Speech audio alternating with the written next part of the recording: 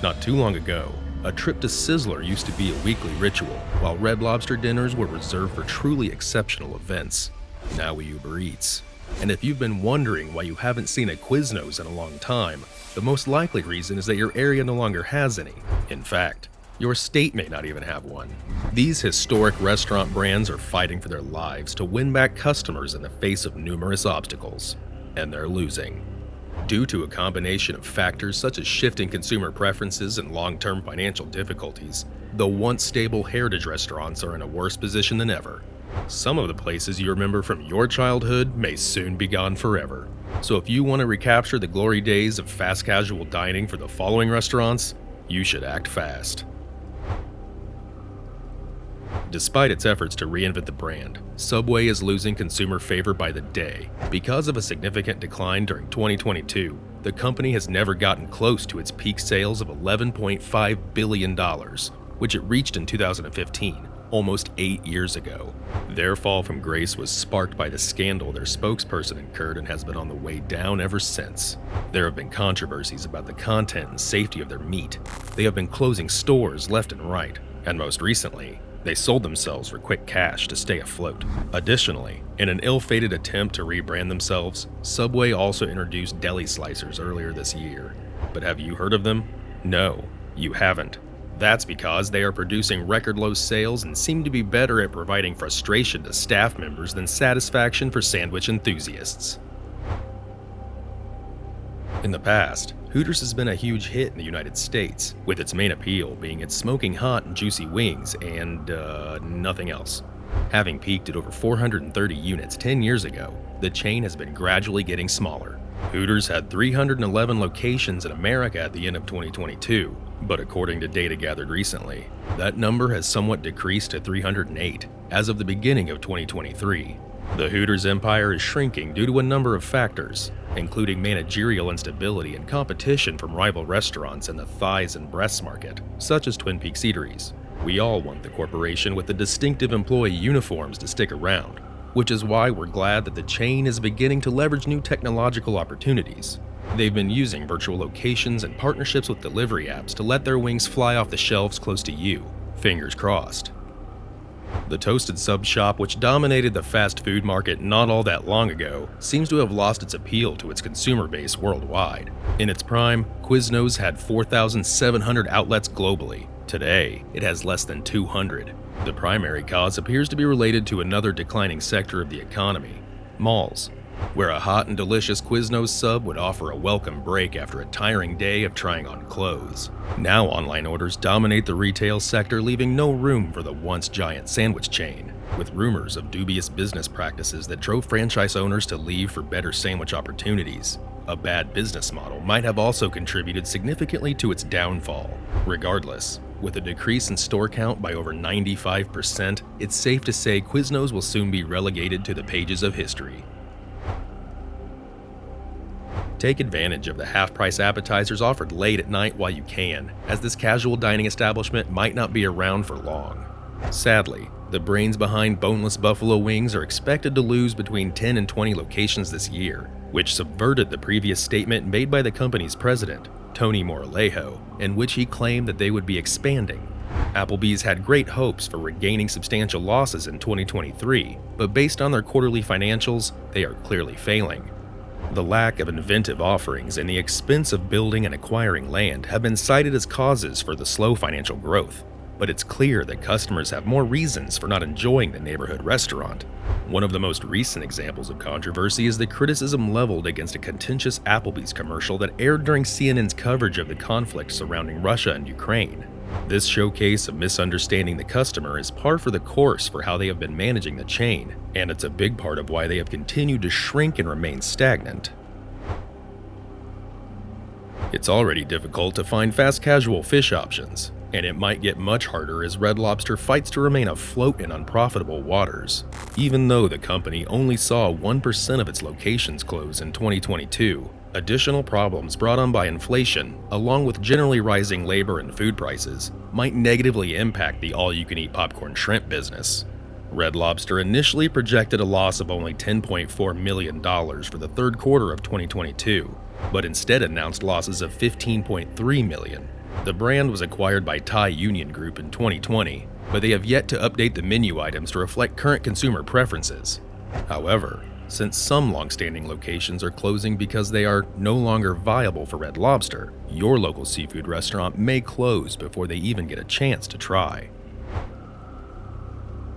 The steakhouse brand, famed for its USDA prime beef cooked to perfection under 1800-degree broilers, is about to close one of its most iconic locations, Ruth's Chris Steakhouse in New York City.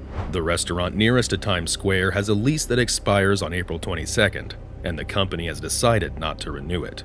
Fortunately, corporate jobs at other chain locations have been extended to the employees. However, information about a new New York City location has not yet surfaced. Although the company's finances are improving elsewhere, CEO Cheryl Henry admitted that sales were particularly difficult during the latest fiscal year. If they are unable to hold on to this famous venue, are other businesses in danger as well? We hope not, but time will tell. It was funny when Qdoba ridiculed Chipotle's free guacamole day by shipping avocados by the truckload to rival restaurants to emphasize that it always provides free guacamole.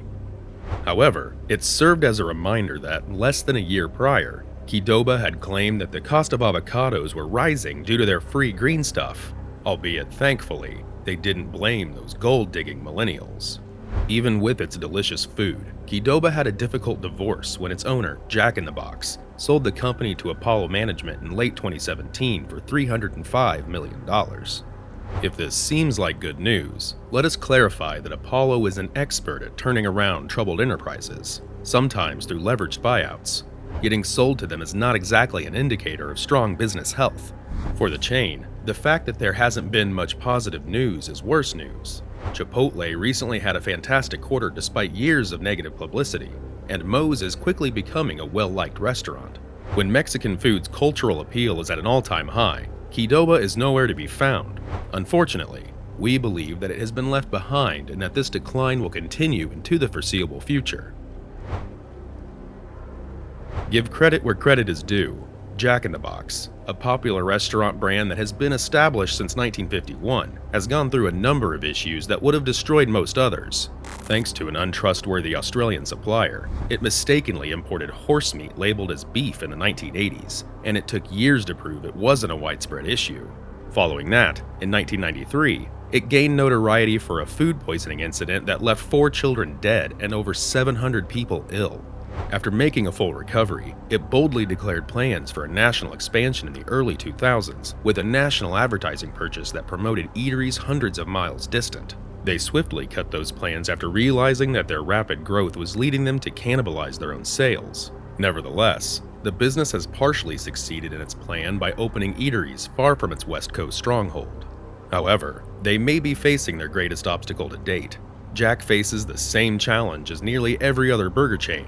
Americans are just consuming fewer cow products, from premium steaks to basic burgers.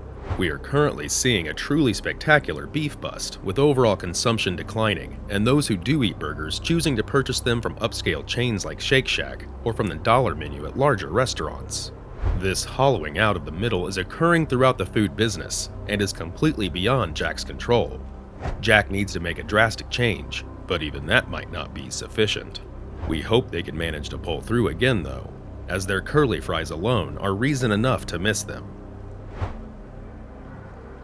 In the 1980s, Blimpie was a prominent sandwich store. Its rise to power is a fascinating tale in and of itself, but it also set the stage for the company's difficult current problems. The majority of Blimpie's revenue came from franchise fees. The corporation didn't really care what its franchisees did as long as the home office received its share. Since anyone with a check could launch a Blimpie and start selling, well, pretty much anything food-like, this resulted in huge growth for the brand. However, Blimpie lost steam as Jimmy John's, Subway, and other sandwich shops gained popularity. Around 1,000 Blimpie stores had to close from 2002 to at least 2011. Blimpie has closed almost 500 more locations since 2012, so it seems like they are still having trouble stopping the flow. They're holding on, but without any of its advantages, it is left with the same problems as its rivals. Sales at Sonic have decreased for 8 consecutive quarters, and it's not difficult to understand why. It's a drive-in. And with its business model vulnerable to gas prices, it exists at a time when headlines about climate change are ablaze and gas prices are at an all-time high. Additionally, it provides fried food and sugar-filled drinks when people's concerns about obesity and public health are also through the roof. It's easy to see why they're hurting when you consider that they're up against huge brands like Wendy's and McDonald's.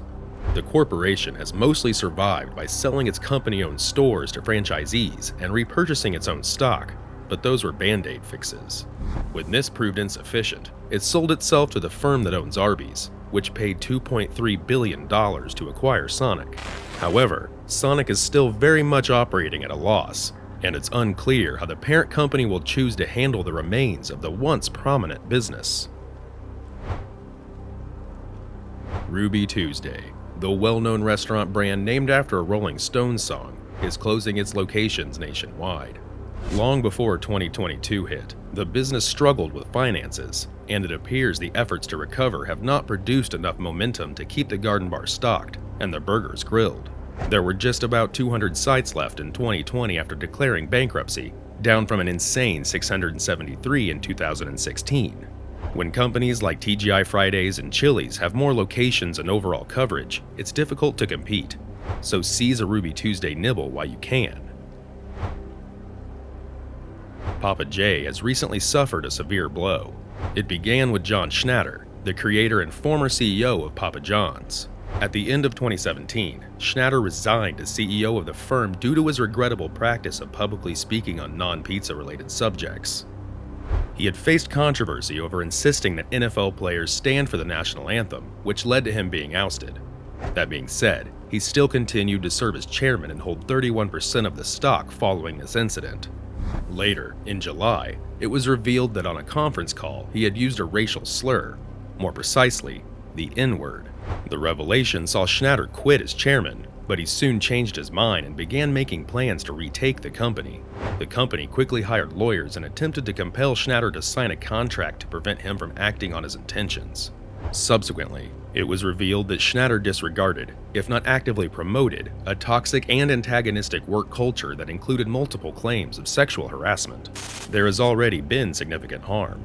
The business has lost its lucrative contract as the NFL pizza provider to Pizza Hut, and has spent millions trying to support struggling franchisees and improve its reputation, both of which are hurting its stock price.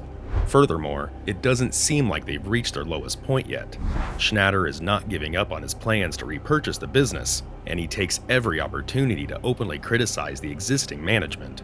If this nasty public dispute continues, Papa John's could close its doors forever.